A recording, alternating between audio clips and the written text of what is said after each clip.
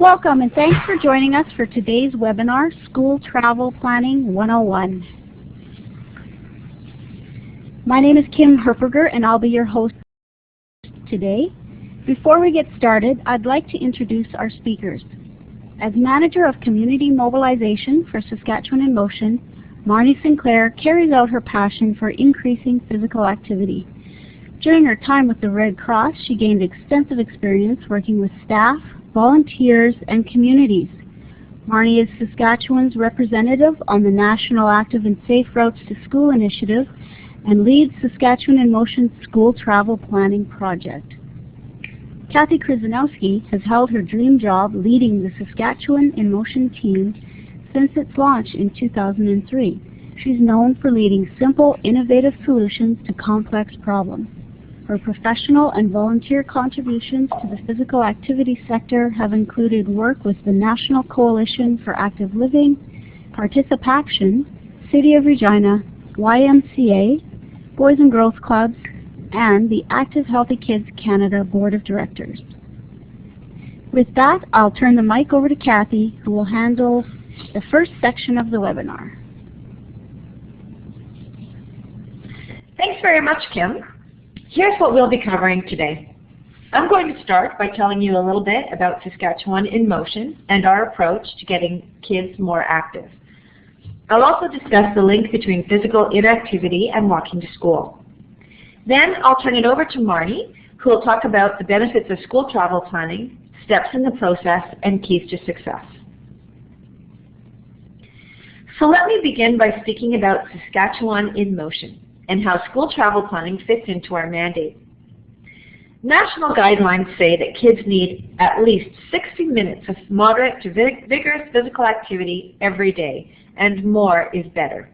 Unfortunately, for a number of reasons, less than 15% of Saskatchewan kids meet that guideline. Saskatchewan in Motion is a movement of parents, leaders, teachers, and decision makers who are taking action to do something about that. It's our mission to get more kids more active more often. This graphic illustrates our simple solution to the inactivity problem. We believe that increasing the physical activity levels of our kids is a shared responsibility. We all have a role to play. Getting kids active more than 60 minutes a day simply takes 30 minutes at home, 30 minutes at school, and 30 minutes in the community most days. The great thing about school travel planning is that it intersects each of these circles. It takes parents, educators, and community leaders working together to make walking and biking to school the safe and easy choice for kids. One of the reasons our kids aren't as active as they should be is that they just aren't walking to school anymore. When you and I were kids, 58% of us walked or biked to school. In just one generation, that number has dropped to 28% across Canada.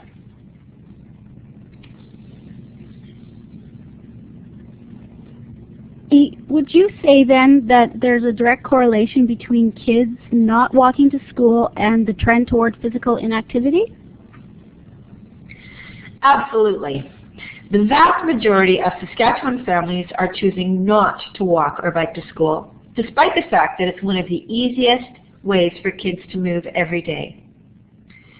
So here's what parents told us about why their kids aren't walking and cycling to school. Number one on the list was a lack of time, or it's more convenient to drop the kids off on their way to work or wherever they're off to in the morning. Distance, weather, safety, and fears of traffic danger are also on the list. The information we've gathered tells us why kids aren't walking or biking to school. So now let's talk about how school travel planning can help.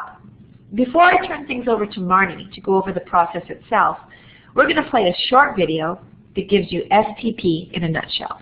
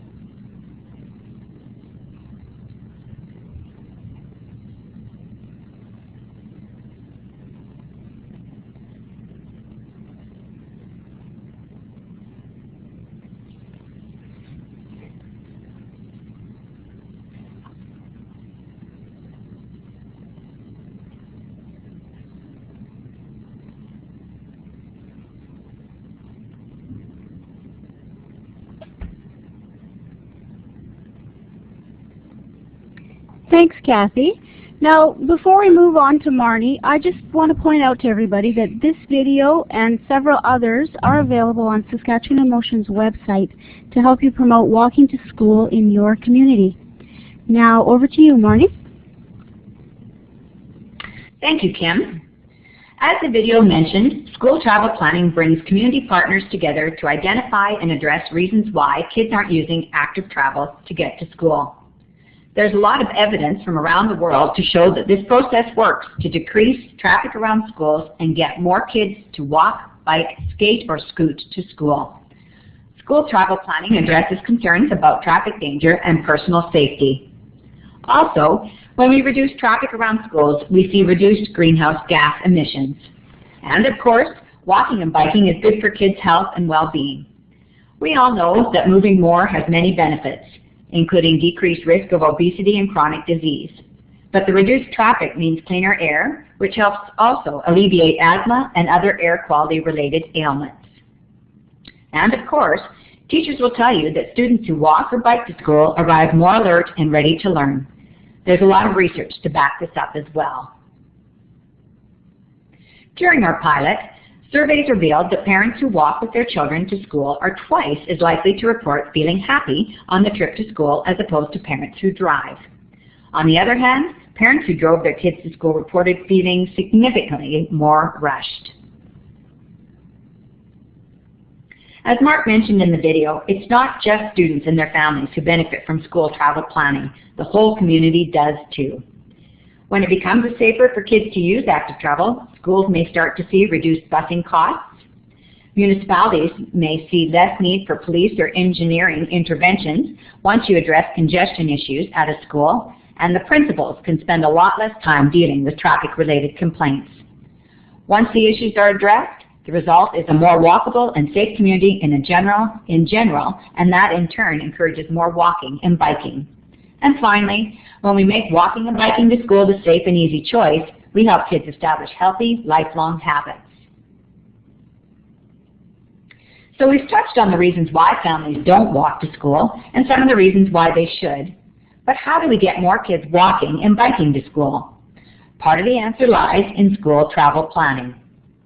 STP is designed to reduce the number of vehicles around schools at drop-off and pickup times, to improve local air quality, to create safer streets for young pedestrians and cyclists, and increase the number of physically active students.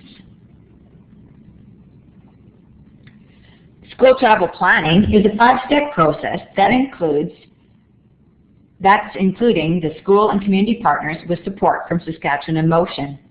Since our pilot in 2010, 14 Saskatchewan schools have formally gone through the process. We've learned a lot through this work, and we'll share some of those lessons with you today. Let's take a look at each step in the process.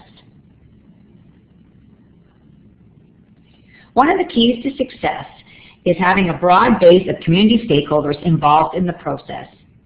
Every community is different, but typical partners usually include municipal staff, such as public works, town administrator, local counselors, and engineering, school division or board, principals and teachers, school community council, parents who are interested in school travel planning, police or bylaw officers, health regions, Saskatchewan Emotion action teams, other interested groups such as CAA or Citizens on Patrol, and last but not least, students.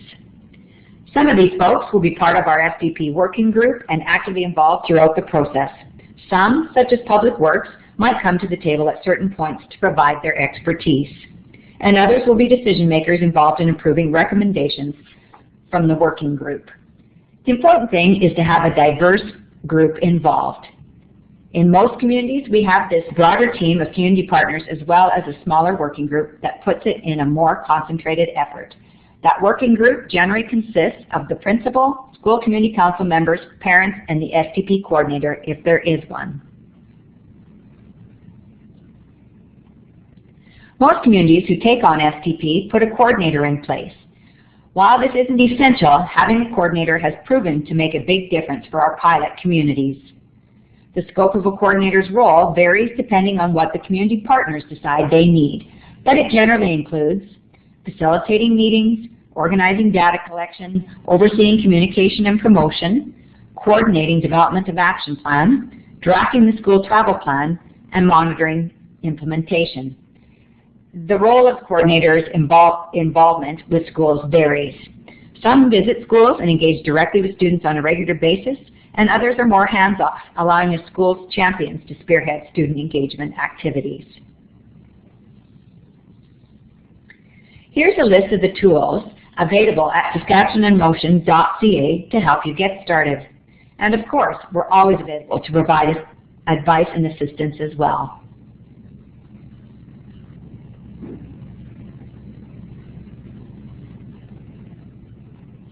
The STP process starts with data collection to give you a clear picture of the situation in and around the school. Here's a look at the different information gathered. A completion of a school profile, a classroom survey to gather information about how kids are getting to school and who they're traveling with, a family survey that provides more detailed information about modes of travel and attitudes, a traffic, pedestrian, cyclist observation and count, which gives you hard data about things like how many vehicles, pedestrians, bikes are coming to school using the main routes to the school, or what sorts of traffic violations are an issue. A walkabout through the school neighborhood to get an understanding of the issues faced by students and their families. The data collection is vital to the process. It gives you data to support need for change. And again, there are a number of tools available to help you through the process. Outlined here on the slide, it includes templates for school profile, surveys and instructions for the walkabout and traffic count, and an Excel spreadsheet for data entry and reporting. Marnie, I'll just add here that we have created videos focused specifically on the walkabout and the traffic count, and we'll be doing a webinar that goes into more detail about data collection. The videos are available on our website along with links to sign up for the webinars. That's right, Kim. Thank you. The data collection is the most time-consuming and labor-intensive part of the process, but it is really important because it gives you hard data to support your assumptions or maybe even show you that the real issue isn't what you really thought it was. This is really helpful when it comes time to figure out your plan of attack and to get support for any changes you want to make. The data you collect will form a basis of a summary report, which your working group will use as it formulates an action plan. That plan outlines costs and timelines for the specific actions your working group will take to address the specific barriers that are keeping kids in your community from walking and biking to school. The next step is the drafting of a school travel plan, which outlines your tangible case for taking action. It includes background information, baseline data highlights, summary of issues, the action plan, and a plan for ongoing monitoring. Implementation is really where the rubber hits the road and you begin to carry out your action plan. During implementation, it is where we really start to take action and start identifying steps and removing the obstacles that have been identified. And of course, communication here is key as well. It's really important to let the school community know what you're doing every step of the way. It's very important to celebrate success along the way. This is a long process, and taking time out to celebrate helps keep the momentum going and build support for your work. Celebration can take a lot of different forms, from special events to media releases or newsletter articles. The important thing is to toot your horn. Let people know what you've been up to and what results you're seeing.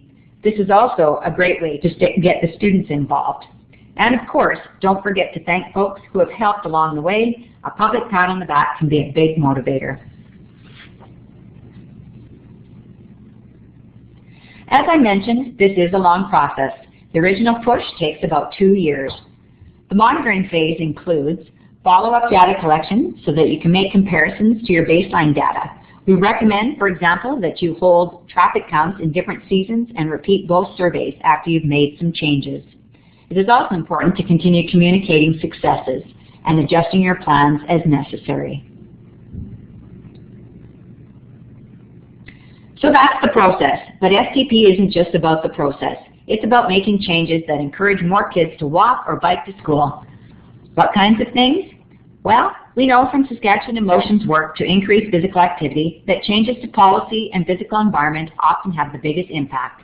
The same is true when it comes to school travel planning, but you can still make a difference with smaller changes. Communities have seen success with things like reduced speeds in school zones, walking events, and walking buddy systems. Here in Saskatchewan, we've seen communities make quick changes like putting up signage or painting crosswalks, and bigger changes like changing busing and parking policies. In our pilots, parents who drive their kids to school told us that they would allow their kids to walk to school if they did not travel alone, which came up clearly as number 1. Traffic dangers were reduced. They lived closer to school. Their kids were older or safer improved walking route. They also told us they would allow their child to bike to school if traffic dangers were reduced. They didn't ride alone. There was a safer, improved cycling route, and the school provided basic safety training and storage facilities for bikes. Some of these are easy fixes, which proves the point that even small changes can make a difference. Your research will provide similar clues and help you decide what makes most sense for your community. Green Communities Canada's research into international school travel planning reveals common threads that influence the success of the process. A Canadian pilot showed the same results. We've already talked about some of those points, but I wanted to spend some time on the importance of having someone coordinate the process. As you can see, school travel plan coordinators top the list. In our pilot, school and municipal representatives universally agreed that it was important to have a person dedicated to leading the process. The STP Coordinator plays a key role in this process. They are an essential link between the school and the wider community. Whether that's a volunteer or a paid staff, it goes a long way to keeping things on track. As the STP lead in Saskatchewan, here's what Saskatchewan Emotion contributes to the process.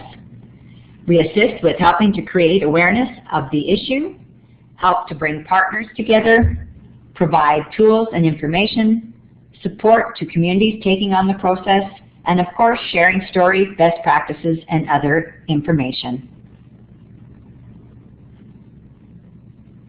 I've mentioned a few of the supports available for STP communities. As you see in the slide, here's a list of all the types of tools available on our website. You'll find templates for each step in the process, a series of videos, print ads, newsletter articles, parent education tools, and of course, more webinars like this one. Finally, I wanted to just touch briefly on the point that school travel planning is not a big city issue. In our experience, small towns have the same problems as urban areas. No matter what school you go to, you'll see congestion at pickup and drop-off times. We've worked with schools in cities like Prince Albert, Regina, and Weyburn, and small towns like Lumsden. They all have similar issues and similar reasons why kids aren't walking or biking to school. Thanks, Kathy and Marnie, for giving us some insights into the school travel planning process and what's involved. If anybody has questions about the STP process, they can get in touch with Saskatchewan Emotion by calling the toll-free number or emailing us, and the information is on the slide. Before we end the session, I want to remind everybody that this is the second in a series of 6 webinars that will be produced by Saskatchewan Emotion. You'll find a schedule along with archived recordings of each webinar on the website. I encourage you to check out the rest of the series and visit the website for videos and tools to support school travel planning in your community. Thanks again for joining us, everybody. Please take a few minutes out to complete our survey and let us know how you enjoyed today's webinar. And thanks once again, Marnie and Kathy.